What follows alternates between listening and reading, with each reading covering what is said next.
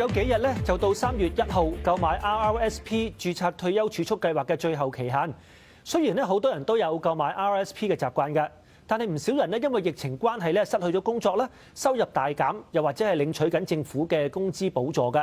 喺呢個情況之下，係咪仍然有購買 RRSP 嘅需要呢？而面對極低息同埋投資市場熾熱嘅情況之下，其他嘅投資工具，例如係 TFSA， 會唔會更加方便、靈活同埋高回報呢？今日好高興咧，請到註冊理財策劃師戴曉聰咧，同我哋傾下㗎。係啊，歡迎你 David。係，你好 Kenneth。嚇，咁我哋咧即係過往都會即係講過即係點樣去買 RRSP 啦。但係咧因為舊年咧就嘅疫情關係咧，好多人嘅工作情況可能改變咗啦。今年如果買 RRSP 嘅時候，其實有啲咩要注意咧？係今年其實嚟講，第一個嚟講一個 deadline 啦。係。咁啊，每一年其實都一樣嘅，開頭60日。咁今年亦都係無例外咧，係3月1號係 deadline。所以如果你係2020年嘅收入比較高啲咧，要買 RRSP 嘅 deduction 咧，咁啊揸緊啦。OK， 即係過去疫情關係，可能而家好多人嘅工作情況改變咗嚇，無論係可能冇工作啦，甚至可能即係個收入大減啦，個時薪減咗啦嚇。咁嘅情況之下，係咪都應該我哋都照買翻 top up 佢係會好啲咧？睇翻你個成個總嘅收入，咁要注意一樣嘢咧，就政府俾你嘅 CRB 呢啲方面所有呢啲嘅 benefit 嚟講咧，全部都係計你嘅稅務嘅收入嘅。咁我有幾個稅率啦，大家記住嘅數字啦。譬如44,700啦，呢個係一個嘅 threshold啦。如果低過呢一個嘅收入嚟計咧，係20% 嘅稅率；又高過呢個去到78,700嚟講，去到呢個階段係30% 嘅。所以如果你係低過4萬幾蚊嚟計咧，買入去20% 退稅，將來攞翻出嚟都係20% 退稅。如果係咁嘅情形底下嚟講，你可以值得考慮。但係如果有30% 左右退稅嚟講咧，其實大部分人士嚟講咧係值得考慮去買嘅。OK， 即係話就算工作有少少改變咧，都係值得去買嘅。OK， 咁我諗用簡單嚟講啊，即係買 RRSP 嘅好處，可唔可以簡單講講先？係啦，提一提大家。咁 RRSP 又講幾大好處？第一樣嘢嚟計咧，你今年買嚟講 upfront 即刻有退稅啦。咁第日你攞翻出嚟嗰陣時咧 depends 有稅率。所以最簡單一樣原則嚟計咧，如果你買入去你嘅退稅嚟講係高過將來你攞翻出嚟要俾嘅稅咧，你就值得買。咁但係你退休之嚟計咧，政府好嘅，俾你有一個 OAS credit 啦，有6000蚊 OAS credit 啦，同埋你配偶之間可以 split 個 pension 嘅。所以如果你係依家買入去嘅退稅係高過將來，依家就值得買啦。OK， 咁啊你知咧，即係買 RRSP 都有好多種㗎。咁以前我哋好多人特別係即係嗱臨近退休啲都話穩陣啲啊，買 GIC 就好啦。咁但係喂，而家嗰個稅率咁低，其實 GIC 應該都唔係好值得去，即係個回報似乎唔係咁吸引喎，係咪咧？非常之好。其實嚟計咧，睇翻呢一個因為疫情嘅原因咧，其實係全世界都係印緊錢，特別喺美國嚟計咧，佢印緊係4萬億美金嘅一個嘅新嘅錢嘅。所以特別小心嚟計咧，喺呢一個嘅印通貨膨脹一路會升高，印咁多錢嘅情況底下咧，一定要將你嘅組合嚟計咧，唔可以太保守。以前我哋叫GIC 咧，依家其實係 guarantee loss 嘅，你輸緊嘅。係 OK， 你又俾埋稅先，所以特別留神呢樣嘢，合適嘅組合。OK， 咁你亦都好似咧近年啊，好多嘅後生仔咧，即係同我哋傾咧，都話未必會買呢個嘅 RRSP 嘅，佢哋反而咧係會即係選擇 TFSA， 佢哋覺得更加靈活啦，攞錢出嚟又方便啲，同埋因為即係投資嗰個回報，即係你知嘅嗰個投資市場都幾熾熱啦。係咪而家個趨勢都係越嚟越多人買呢個 TFSA 咧？嗱。如果後生仔女嚟嘅，特別係舊年時唔止舊年時呢幾年其實科技股係升得好快嘅。所以其實之間嚟計咧，其實好多人嚟講咧，如果你係買呢啲啱嘅一個 sector 嚟講咧，其實都個收穫都唔錯嘅。但有小心一樣嘢嚟嘅咧 ，RRSP 同 TFS 係各有唔同嘅功能嘅，並唔係取代另一方，係兩邊合起身。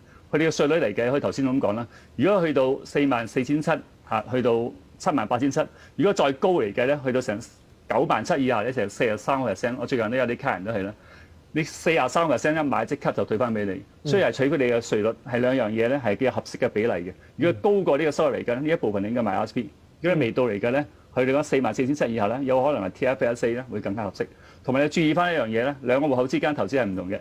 如果你係一個 portfolio， 你有嘅固定收入嘅有一個股票類型嘅高增長嗰啲咧，就放喺免稅戶口度比較合適啦，因為全部增長免稅。係啦。但係 RRSP 嚟講咧，所有增長100%俾稅，所以兩樣嘢係互相配合嘅。係。咁當然啦，最好兩樣都買啦，係咪？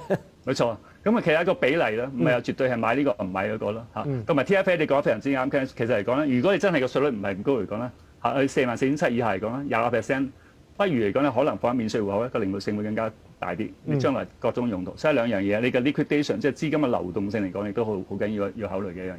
OK， 好，咁亦都頭先提到啦，即係而家息口咁低，即係以往都有人會借錢即係去買呢個 RRSP 嘅。咁今年息口咁低，會唔會即係更加值得去做呢樣嘢咧？其實值得嘅。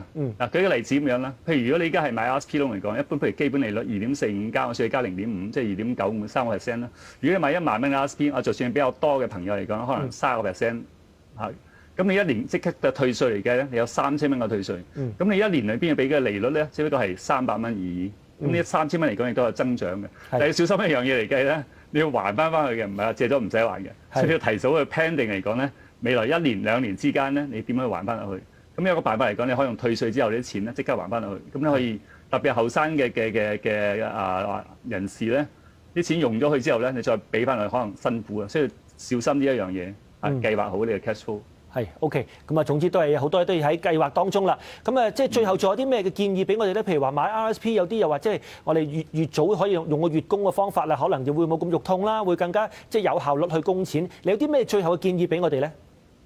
非常之好，其實係月供嘅方法係好嘅，因為個市係 volatile 咧，有一個方法咧叫做平均投資法咧。如果你係每一個月提早做好嚟講咧，不斷買入去嘅，唔好你嘅市嘅升跌咧，其實你贏面咧，即係成個平均回報嚟講，會更加好啲嘅。同埋嚟講咧，係公司人事部邊一個稅局係允許你咧，你填一份 form 過去咧，佢有每個月買1000蚊。咁呢1000蚊嚟講，佢唔使扣起你嘅稅先嘅，所以提早1年咧，你將個退稅攞翻轉頭。所以其實嚟講係唔同嘅方法嘅，但係歸根到底一樣嘢嚟講，呢啲都幾複雜嘅嘢嚟嘅。係咁其實你嘅專業你嘅理財師啦，其實係值得要幫你去傾嘅。好多人嚟講咧，因為而家有 ETF 啦、金融科技，好多人自己去炒股去投資。但係睇翻成個統計嚟計咧，美國 S&P 成個統計咧，市場係10.7，但係個別投資者平均係4.7。其實專業人士俾你嘅意見嚟講咧，其實係值錢嘅，係同你嘅 advisor 一齊合作咧，嘅效果係最好嘅。OK， 明白晒，多謝 David今日俾我哋咁多嘅 tips 嚇，唔該晒你。Thank you。OK， 唔該，拜拜。拜拜。記住啦，下個星期一咧，3月1號咧就係購買舊年 RRSP 嘅最後期限，大家要把握時間啦。咁剛才咧係註冊理財策劃師戴曉聰咧，同我哋咧傾下購買 RRSP 嘅好處同埋要注意嘅地方㗎。咁提一提大家，以上咧只係個人嘅意見咧，供大家參考嘅啫。觀眾應該根據自己嘅情況咧，以及諮詢自己嘅理財顧問咧，去制定適合自己嘅投資組合㗎。我哋而家先休息一陣，稍後仲有其他環節嘅，轉頭見。